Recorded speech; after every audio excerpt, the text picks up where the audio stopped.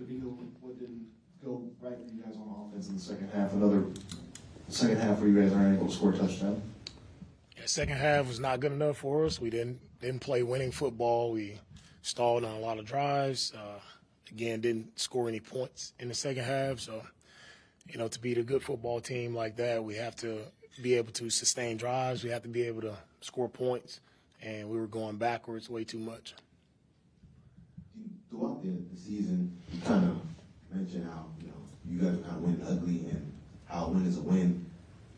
Do you feel like that type of approach has kind of bit you guys now, that it's been consistent, that you guys kind of been squeaking by and now teams have been able to make comebacks and been able to surge and up? Do you feel like that approach is kind of backfired towards being able to put teams away?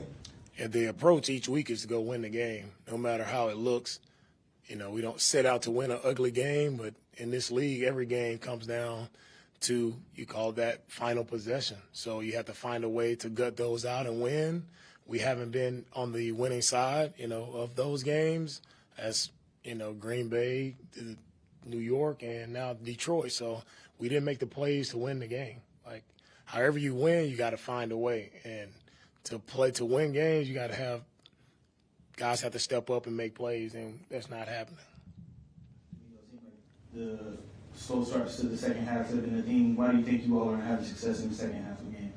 Yeah, we have to look at it. Second half, of course, we understand we haven't moved the ball. We haven't scored points in the second half. Defensively, done some things that are uncharacteristic in the second half. So we just have to find a way to play a complete game. That's what we have to find out. Coach, it looked like CJ was off in the second half. He started out, he threw an interception, and then, they played. He threw another interception in the red zone. What was it about his second half rhythm that didn't match the first half rhythm? It's not good enough turning the football over there, especially in red zone or coming out. We talk about getting started in the second half, and we talked about being better in the second half, but to come out and turn the ball over the first play of the second half and to get in the red zone where we have points and to turn the ball over, that's not winning football. You guys faced a lot of third and longs, especially in that second half. What do you think are the biggest factors to that, and how do you think you can alleviate those issues? Hey, we have to win first and second down, right? Too many negative plays on first and second down. We didn't run the ball well, only, 56 yards rushing the football. So, we didn't control the line of scrimmage when it came to running the football, which is what we've been doing a good job of. So when you don't play well on first and second down, you find yourself in third and long, and it's hard to, continuously win third and long. DeMeco, you talked about some things you guys could have done defensively in the second half, but you guys had 5 interceptions and weren't really able to turn that into more points. What do you say about a second half where you just get shut out? How do you address that? Yeah, I'm proud of the defense for, guys going out and getting 5 turnovers. I think that's a big day for any defense. But, the thing about turnovers is, what are you doing with those turnovers? And it's getting the points off of the turnovers. That's how you swing the game. And I don't think we got enough points off of the turnovers. But proud of the guys for, that's a really good offense. And our guys played well. As down the stretch there, we just let some plays out that, that we have to play better. Can it be to get all those interceptions against a really, really good high-pulling offense and not be able to get the W? Yeah, it's frustrating, of course, right, to play against that offense, high-powered offense, and to be able to take the football away. That's what we hang our hat on, is taking the football. So, we took the ball away, but it's about team football, right? And we didn't play complementary football today, and that's what wins games, when you play complementary football, and it didn't work out for us today. Coach, I know that it's already week 10, and I'm not asking you, are you going to make any shakeups as far as offensive play calling is concerned, but what can be done to improve the play calling in the second half? Yeah, we have to look at everything, Sarge. Look at all the play calling, what we're doing, what we're asking our guys to do, and make sure we're putting them in a good spot to execute. And guys have to take ownership and make sure everybody's doing what they're supposed to do.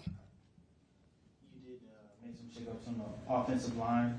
How did you feel like that group played, and do you feel like there's another need for shakeups? Yeah, I think our guys protected well. We had Patterson in at center, moved Juice over the guard.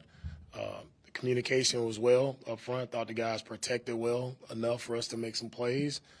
So I think the move was good there. Did it feel like because the offense had some issues and maybe there was a quick turnaround for the defense that things kind of started to pile up positively for the Lions on offense and maybe the defense got a little gas there? No, we didn't get gassed. I just think, they got some runs on us when we didn't set the edge. We weren't triggering fast enough at the second level.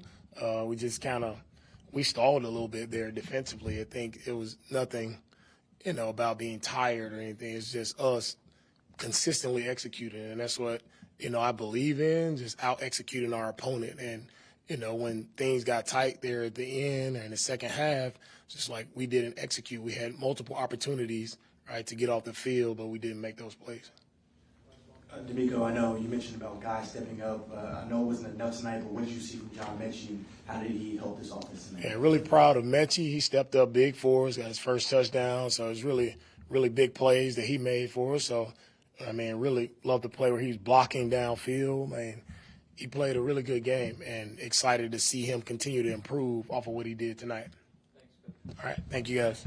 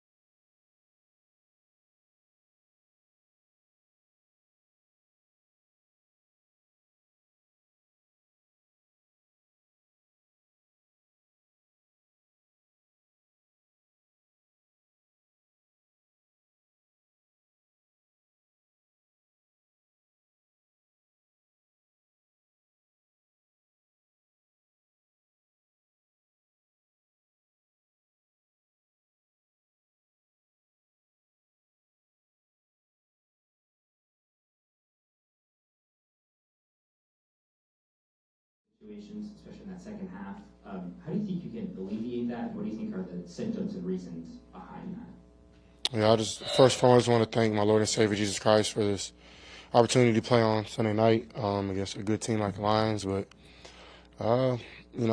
it's not easy to be on third and long a lot. But clearly, you just got to be better on first, second down.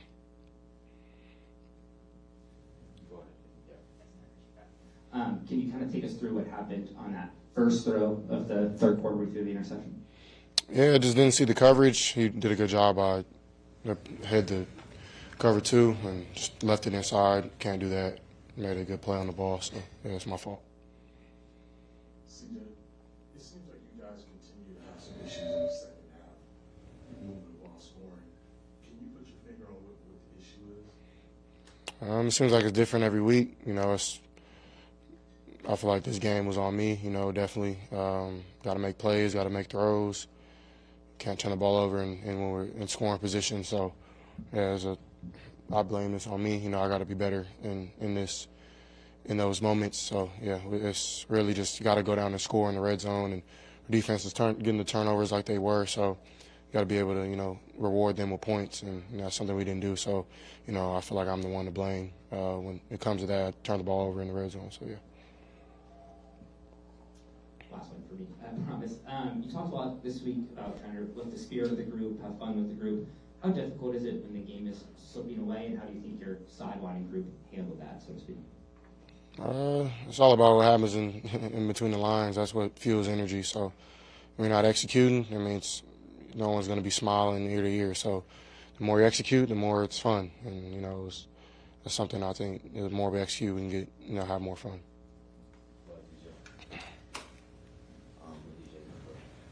I'm not sure if someone's already asked you this. I just got in here, but seeing how well the defense played, being able to force all the turnovers, how frustrating that loss like this be? Very. Yeah, it's not easy. Definitely should have won this game, so it's not easy.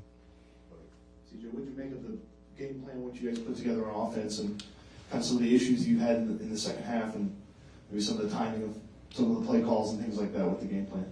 Thought it was good. At the end of the day, got to execute plays, and that's my job to lead the offense to score points, and I didn't do that today. So we're not gonna point fingers or I point at myself, and then two, we got to just move on from this and still understand we just took one of the best best NFL teams to the wire, but we really should have put them away after the first half. So it's really on the offense. You got to be better. I got to be better. So yeah.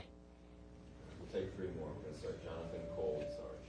I'm sure you probably didn't ask everything when he's not here. But I guess, what is the biggest thing that you feel like you want to take away from today's game? Just make better throws when guys are wide open, and don't turn the ball over on the first play of the second half. So, I mean, if you take those plays away and I tank a good ball on that one play, the game is flipped over. So, I got to be able to be better during those moments and, take it on the chin like I know how to, and, the sun will rise up tomorrow hopefully, and, go play the Cowboys on Monday night and try to have a good game there. So, it's not a time to, feel bad for ourselves. It happened, we got to learn from it and move on.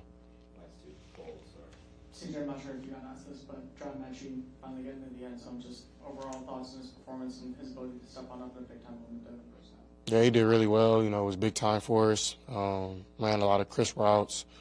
Caught the ball, got a lot of yak, got the touchdown. So, yeah, I'm super proud of him and super happy that, he's getting his opportunities and showing his worth. CJ, I know that you take these types of losses very personal. How long does this sit with you before you're able to flush it out your system and move on to Dallas? I'm not sure. I don't know. It's hard, to lose like that, especially when our defense plays so good, and we're just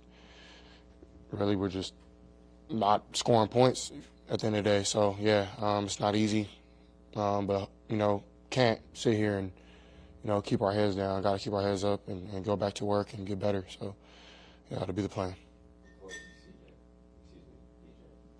How do you guys prevent this from kind of snowballing? I mean, you guys were in this position last year. Yes, you guys started 6-4, went on to the divisional round. You guys have been in a position like this before. How do you prevent losses like this from snowballing? You guys can get back on track. Learn to dominate. Kind of what I said last week. We have the team to do it. We have the players. We have the scheme.